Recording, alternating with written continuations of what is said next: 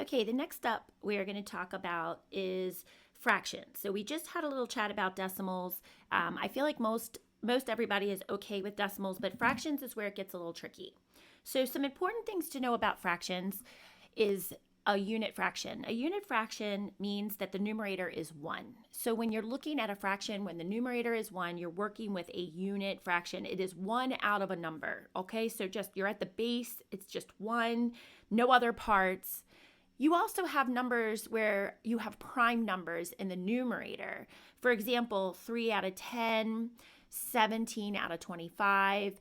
These are not unit fractions. However, that is when we're talking about reducing or simplifying fractions, it's almost like a unit fraction in that you cannot make it any smaller. So 3/10, we cannot reduce that any further. Then we have equivalent. So you can make equivalent fractions by multiplying or dividing, and we're going to look at that in just a second. Then you're also going to hear the word simplify or simplest terms, okay? So when you hear the word simplify or put something in its simplest terms, what we're looking for is a unit fraction or a situation where your numbers don't really have anything in common. Maybe there's a prime number in the numerator, or the numerator and the denominator do not share any common factors. Okay, so we're going to talk about that. And again, we've looked at the GCF, okay, common factors. I'm just using the word common factors. I'm not going to put greatest, but we know that that's the GCF, okay? So greatest common factor is the GCF. We're going to take a look at just common factors in general today, okay? But GCF is what we use to help us with equivalence and simplifying fractions, mostly simplifying them. Okay, so I have a few fractions on the board. I have 1/5 here, I have 2/10, and I have 3/15. These are all equivalent fractions. So if I have 1/5, I also have 2/10, I have 3/15. I can keep going too. 4/20, 5/25. And you see the pattern here. So every time I'm multiplying my numerator, I'm also multiplying my denominator. I'm actually increasing my numbers, but my fraction is actually, the actual piece is staying the same. I'm just making smaller parts, okay? I'm just reducing or simplifying to smaller parts. Okay, times 2, this one, times 3, this one, times 4, and this one times 5, okay? Now, what we're doing here, though, is we're multiplying the numerator and the denominator by the same fraction. Anytime you are multiplying the numerator and the denominator by the same fraction, like numerator and denominator, you're actually multiplying it by 1. It is the same as 1 whole, okay? So anytime you multiply a number by 1 whole, you're not really changing the number, okay? It's the same. It just doesn't change the value, okay? So it doesn't change the value. And that's exactly what we're doing with our fractions. We're not changing the fraction's value. It's still the same. 2/10 is the same as 1/5. 3/15 is the same as 1/5. 4/12 is the same as 1/5. 5/25 or 4/20 5/25 is the same as 1/5. They're all the same. And I have them here on the board kind of to show you. And again, this tool, again, just like I showed you in the last video, if you go to the virtual classroom, you click on the math tools, it'll open up that page that has all the really cool stuff on it. I'm looking at this one right here, right next to the number line. And I have my fraction pieces already made. 1/5 is the same as 2/10. It's the same as 3/15. We're just dividing the pieces into smaller parts. But when we divide the pieces into smaller parts, we're also increasing the numerator. So if I took these colors out here and I said 1/15, well, 1/15 is not the same as 1/5. If you have 1 out of 15, you can't have the same as 1 out of 5. So you have to make sure you're keeping the scale balanced. I said that in class yesterday, and basically what you're doing is you're creating an equal balance scale. So I'm going to kind of show you it on a balance scale situation. 1/5, and we'll use 4/20, okay? Imagine that these are on a balance scale and you need to keep them equal, right? And if you didn't keep them equal, the balance scale would tip. Okay, so this is, we're multiplying by 4 over 4, but what would happen if I said 1/5 is equal to 2 20ths? Okay. Well, yeah, you mean you can do this, multiply 5 times 4. You're like, Miss Bree, 5 times 4 is 20, but 1 times 2? Ooh. We didn't multiply the numerator and the denominator by the same number. In fact, what we did is we're multiplying it by half. This is actually 2/4 is the same as a half. We're actually multiplying it by half, which is actually creating a smaller fraction. So if I made 2 20ths here, I'm going to go ahead and do that real quick so I can show you. And I put in 2 here. This is 2 20ths. This is 1/5. I created a smaller fraction. 2 20ths is half the size of 1/5. Okay? Numerator and the denominator are not the same, so I don't have an equivalent fraction. So just be on the lookout for that, okay? That is a really good important thing to see. If the numerator and denominator are not the same, you're going to actually create a different fraction. It's still a fraction, but it's not the same fraction. Numerator and the denominator have to be the same if you're multiplying. Now, what's great about equivalent fractions is you can take any number and create an equivalent fraction. So I can take the fraction, I'm going to use 3/4, do a different one. And I'm going to multiply the numerator and the denominator by any random number, 7.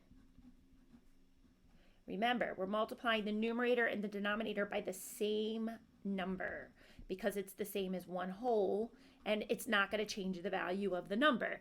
Okay, so 3 times 7 is 21. 4 times 7 is 28. Are they the same? Well, let's see. I did the math, 7 over 7. As long as I did my multiplication correct, I'm going to come over here and I'm just going to do a quick check. This tool is so awesome. If I would have had this tool when I was a kid, I never would have had any trouble with fractions. Okay, so I'm going to create something out of 28, something out of 4. I'm going to go over here and shade in 3 and shade in 21 and just make sure I did my math correctly. Some of you are really good with your multiplication facts. You could use a multiplication chart to do this as well. But if you are a visual learner and you like to see things, look at this. So you know you did your math correctly. You can even overlap them and you can see they're the same. Okay? So that is making equivalent fractions. So you can make an equivalent fraction with anything. Now, simplifying is a little different. Simplifying is a little harder. This is where we have to think about the common factors. So I'm going to use a different fraction than what we've been using. I'm going to use the fraction, I think I have one on the board, 8/12. Okay. And I need to simplify this. That means that 8/12 is not a unit fraction, okay? And it's not a fraction that maybe has a prime number in the numerator. 8 and 12 do have common factors. So 8 and 12 share common factors. So I can count by 2s and I can land on times 4 and 2 times 6. Okay, so that's a common factor. I can do, to get to 12, I can do 3 times 4. That would get me to 12. There's 8 times 1. That would get me to 8. There's 12 times 1. That would get me to 12. So basically, I'm just thinking in my head, all of the multiplication facts. These are factors. Something times something. What do they have in common? Well, they have 2 in common. That is for sure. They have 2 in common. So I could use 2. I could divide both the numerator and the denominator by 2 because when we are simplifying, we're reducing, we're actually dividing. Okay? So we're not increasing the numerator and the denominator. We're actually going to decrease the numerator and denominator. So we do that by dividing. So when you're simplifying, you're actually dividing, and you're thinking of the greatest common factor. Okay, so 2. Let's see what happens when I reduce this fraction by 2 divided by 2, numerator and the denominator, which is the same as a whole. I get 4 over 6. Okay, still, this is good. 4 over 6. We've reduced it a little bit, and I'm going to come over here and I'm going to create 4 out of 6, just so you can see it, and you can see that it is equivalent.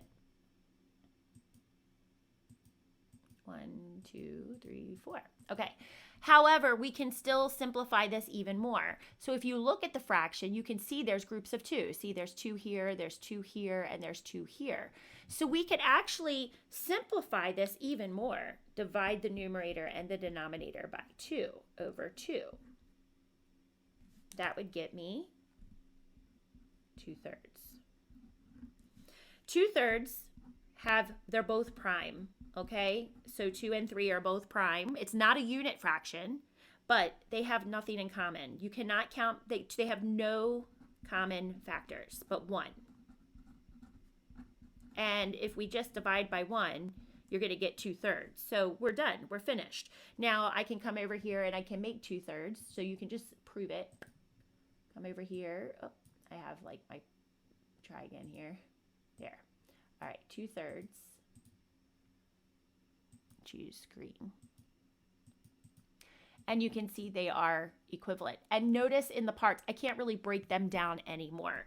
So I'm finished. Now, what I could have done to save some time is I could have gone with the GCF, the greatest common factor, which is in this case 4. The greatest common factor is 4. If I would have taken 8/12 and just gone right for the greatest common factor, and divided the numerator and the denominator by 4, right here is the GCF, I would have gotten 2/3 right away. However, you can still do multiples of 2 as long as your numerator and the denominator are both divisible by 2. They have to be even. Now, how does this work when the numbers are not even? Well, let's see. I can come up here. I'm going to use this space here. So let's use the fraction. I'm going to use the fraction 10/15.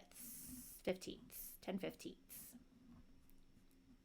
In this case, I can't divide the numerator and the denominator by 2. I can't use this strategy of dividing by 2 because 10 and 15, one is even and one is odd. They don't share 2 as a factor. So I think in my head, what factors? Okay, so I could do 1 times 10. I could be 2 times 5. For 15, I can do 1 times 15 and 3 times 5. If you are familiar with your divisibility rules, we learned that in 5th grade too, you see that there is a 0 and a 5 in the ones place. And whenever there's a 0 and a 5 in the ones place, you know they share the common factor of 5. Okay, so right away we could just divide the numerator and the denominator by 5 because we know that they share that factor. Remember, this is 5 out of 5, which is equal to 1. And that gets me, oh, look at that. Is it equivalent? It is 2/3, just like we did down here. Wow. Let's make it and just prove to ourselves. I'm going to take 15. And I'm going to shade in 10.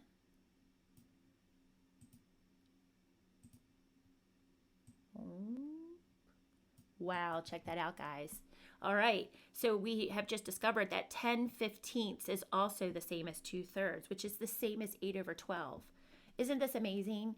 So when we're thinking about simplifying, we're dividing by the greatest common factor or any common factor, because it doesn't have to be the greatest. The problem if you don't use the greatest, you're just going to have to keep dividing till you get to that base fraction, which would be a prime number where they have nothing in common, no common factors, or if the numerator is 1. Now, sometimes it works out where the numerator is 1. So let's take the fraction 3/12. In this case, 3/12, well, 3 is prime. Okay, so we know that 3 has no factors but 1 and itself. But in this case, we can divide by 3. 3 divided by 3 because 3 is a factor of 12. And we have just created, oh, look at that. Just like in our last little mini lesson, we just created a quarter. Okay? So what we've done is 3/12. We've divided 3/12 by 3 over 3, and we have discovered that we have made the unit fraction 1 out of 4, which is equivalent to all these other numbers, decimals, 1/4, 25 out of 100. 3/12. Who would have thought? 3/12. All right. So, anyway, this is very important stuff. Understanding that these fractions are the same, all we're doing is either multiplying or dividing both the numerator and the denominator by the same number to keep it equivalent. If we multiply by different numbers, they will not be equivalent. Okay?